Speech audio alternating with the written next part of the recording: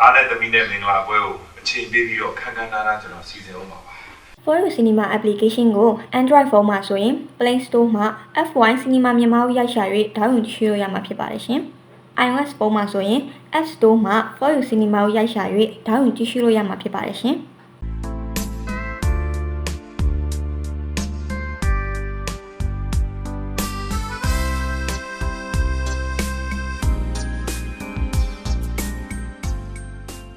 အားနဲ့သမီးစန္ဒာနဲ့ဘဝတစ်ထပ်သေးကြအိုအောင်မင်းအောင်ပေါင်းအောင်ပါစေကွယ် PS နဲ့ဖြစ်ပါ PS နဲ့ဖြစ်ပါလိမ့်မယ် ထင်းဝက်တရား၅ပါးမရဝတရား၅ပါးကြည်လို့ကြတော့ကွယ် လက်ဖက်အမျိုးတွေကိုလည်းဒီကလေးကိုအပ်ပါတယ်သူ့နာမည်ကမောင်သားရတဲ့အားနဲ့သမီးနဲ့မင်္ဂလာပွဲကိုအချိန်ပေးပြီးတော့ခန်းခန်းနားနားကျွန်တော်စီစဉ်အောင်ပါပါအခုကတော့အရေးပေါ်စီစဉ်လိုက်ပြီးတော့မိတ်ဆက်ပေးတဲ့သဘောပါပဲ မိဘတို့ဝတ္တရားရှိတဲ့အတိုင်းကလှုပ်ပြီးလိုက်ဖို့ခွာ ကောင်းပါတယ်တားတို့သမီးတို့လည်းလေးလေးမမနေကြပေါ့ကွယ် ဘုံမရပေါင်းပါစေကွယ်